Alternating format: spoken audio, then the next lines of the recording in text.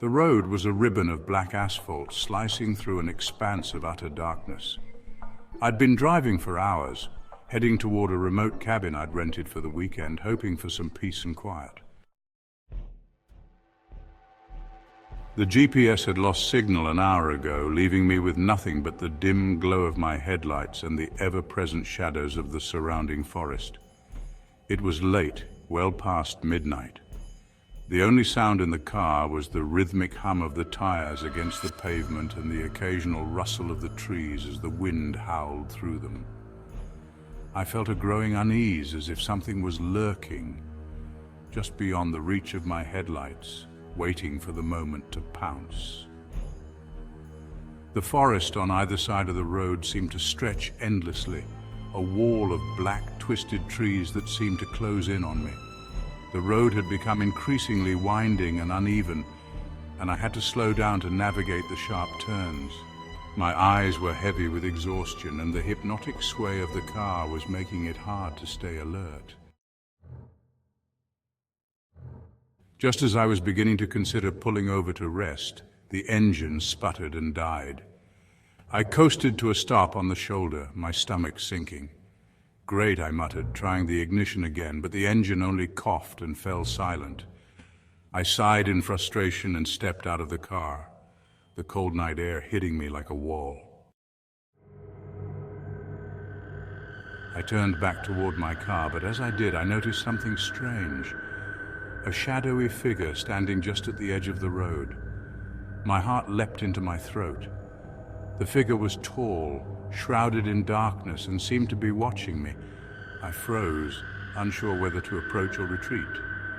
The figure remained still, its outline indistinct and ominous. I took a hesitant step forward, but the figure didn't move. Instinctively, I followed, my curiosity overcoming my fear. The shadows swallowed the figure as it disappeared into the trees, and I could barely make out its form. The whispering sounds returned, louder now, almost as if they were calling me. I pushed through the underbrush, the branches scratching at my face and arms. The figure was nowhere in sight, but the whispering grew louder, filling my ears with indistinguishable voices. I felt a sense of dread, as if something was closing in around me. Just when I was about to turn back, I stumbled upon a small clearing. In the center stood an old, decrepit house, its windows shattered and its door hanging off its hinges. The whispers seemed to emanate from the house, a low, mournful sound that sent shivers down my spine. I hesitated, but something compelled me to approach the house. I stepped inside, the floorboards creaking under my weight. The air was stale and heavy with the scent of mildew. In the living room, I found an old dusty mirror hanging on the wall. My reflection stared back at me, pale and wide-eyed. But then, something caught my eye. In the mirror behind me, a shadow moved, an elongated, distorted shape. I spun around, but there was nothing there. I turned back to the mirror, and my reflection was no longer my own. It was twisted, with hollow eyes and a grotesque smile. My heart pounded in my chest as I stumbled back, knocking over a table. The mirror shattered, and a cold draft swept through the room. I heard a loud crash from behind me and spun around to see a figure emerging from the shadows. It was tall and skeletal, with hollow eyes and a gaping, toothy grin. My blood ran cold.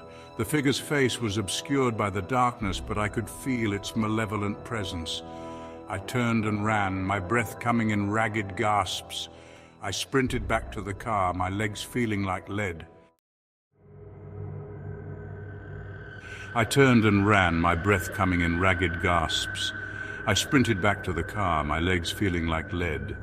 The shadows seemed to chase me, the whispering voices growing louder and more frantic. I could hear footsteps echoing behind me, getting closer and closer.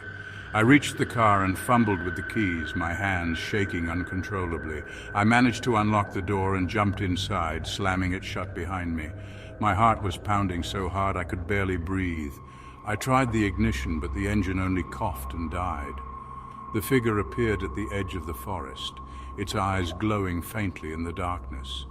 It began to move toward the car, its steps slow and deliberate. I was trapped. There was no way out. I pounded on the steering wheel in frustration, my mind racing for a solution. The figure was getting closer, and the whispering grew louder, filling the car with an unbearable cacophony.